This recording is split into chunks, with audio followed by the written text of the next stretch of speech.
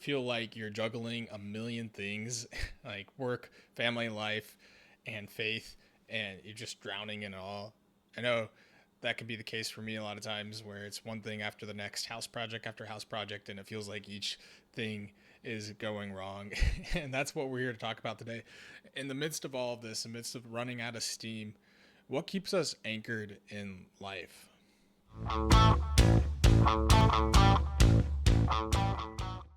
I want to talk about three anchors that keep us grounded in the midst of all the busyness and craziness.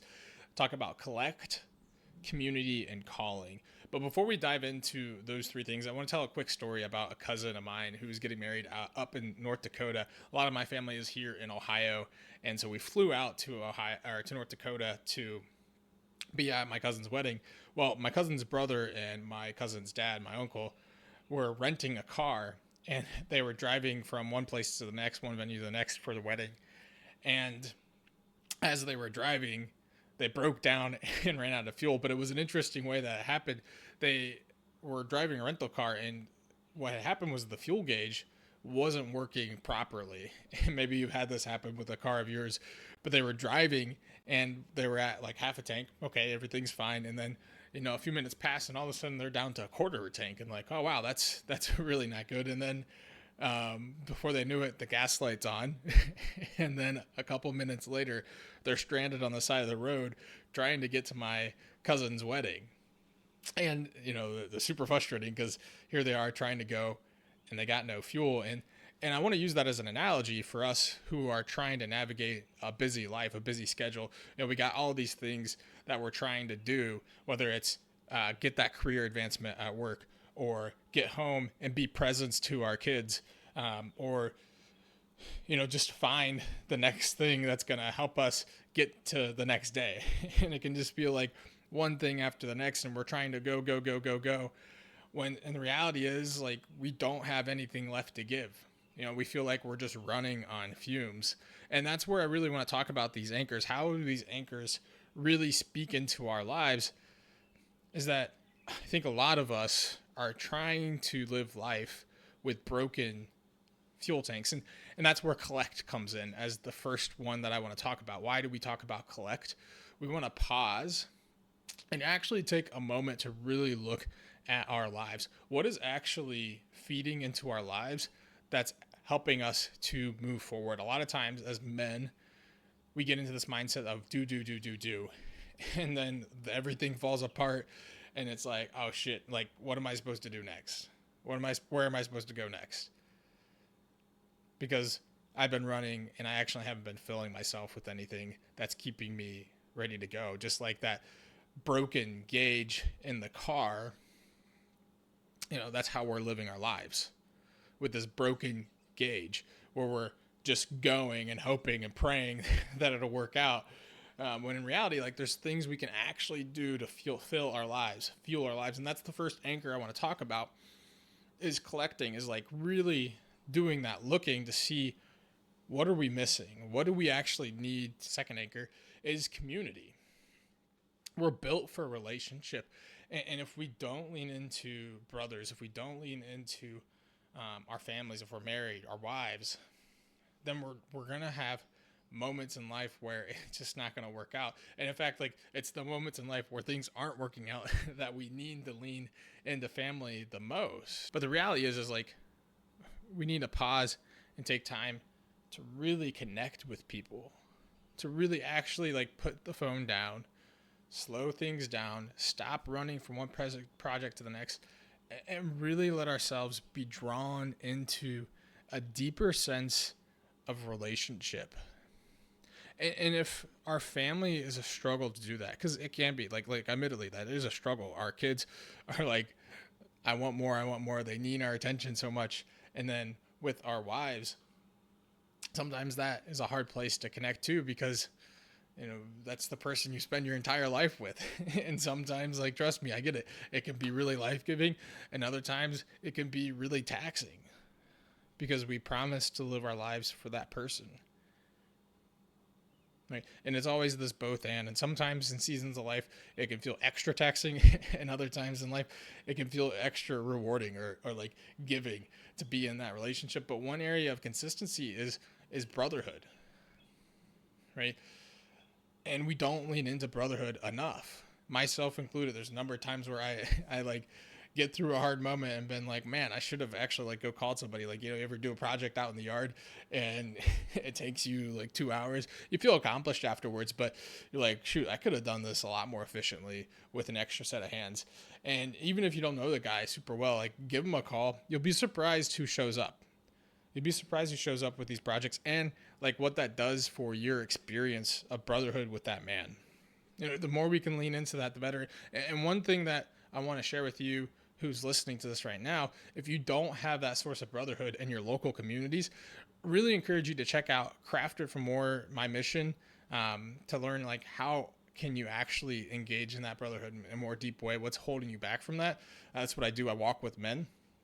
But even more so is like our Discord community that we have with Crafter for More, where there's men from all over the United States, right, who are coming together to support each other. And what I love about it is like a redemption or reusing technology for something good. So much times like technology can pull us from the present moment, pull us from relationship.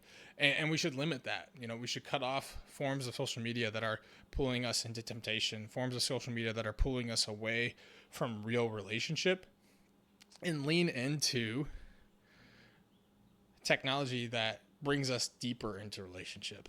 And that's what I love about Discord. I have like all my notifications turned off except for my Discord notifications, because like when a brother is in need, I get that ding and I'm like, hey, what's going on, man? Let's talk.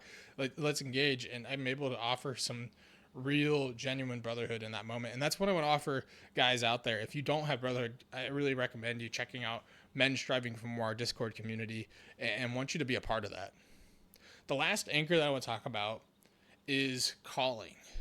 And I think this one is vital to really living life in the midst of the muck, in the midst of the busyness. Like we can get this one right. If we can get this one right, like the other ones will start to fall into place.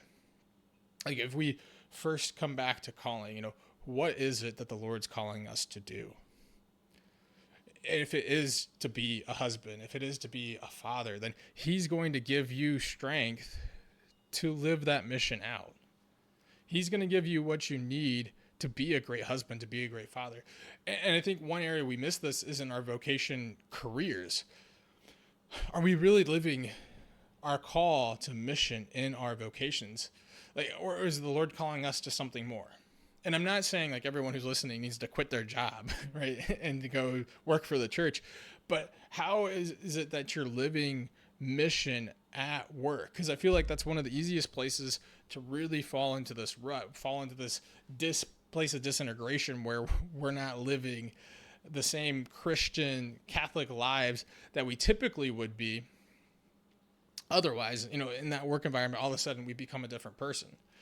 And not only become a different person, but life becomes dramatically worse.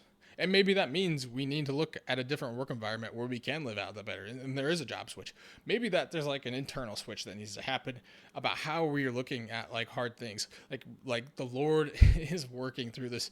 And one of the great stories that I heard is about a janitor who'd clean rest stops. And a couple pulled up and they were getting out. They just got off the road after a long day and they're talking to each other and kind of like bickering with each other. And this janitor comes whistling by, not not speeding by, but like literally whistling. And he's just like joyful. And they kind of pause for the moment. I'm like, man, like that's different. Like somebody who's enjoying cleaning restrooms at a rest stop. And they ask him like, what are you so happy about? He's like, the Lord created me.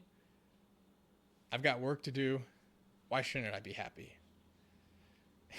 And I thought that mentality of the janitor is something that we can really adopt, because it's like whatever he calls us to, whether that's to be a janitor at a rest stop, somebody who, works in an office, or a construction worker, He's created us with an intention and purpose.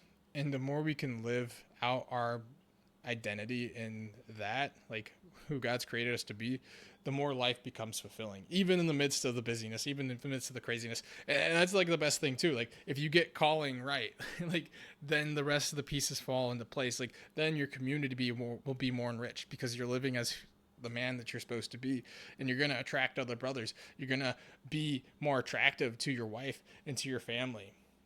I wish like life was perfect and we didn't have to mess with the busyness of life, and that everything could be perfect. And parts of us want to fight for that. We're looking for that perfect solution to everything. But the reality is it's going to be messy. There's going to be hard moments. There's going to be times where you feel like shit. And it's like, what do we do in those moments? How do we actually let ourselves enter into those moments, the hard and good moments, and be anchored in a deeper reality that like God's created us for this, and it's going to be okay. Not only is it going to be okay, but the more we can live in those realities, like the better. My name is Nick Clune. I'm a Catholic psych mentor and partner, as you guys may know if you follow me on this channel. I want to invite folks to look at my page. If you're a man out there who struggles to maybe enact one of these anchors to really live out a deeper connection to life, a connection to others, a connection to like the present moment, go to crafterformore.com. There you can learn more about what I do as a mentor, how I help men become who they're created to be. And it's a passion of mine because I really believe that if men are living the call to holiness, the call to engage in life, the world's going to be transformed by that. And so if you're a man out there who's looking for more in life, who's looking for, a career shift and like, how do I make that? Or looking for answers to why do I continue to struggle with this habitual sin or this addiction, then I want to be there to help you. I want to be there to support you and to help you become the man God has created you to be.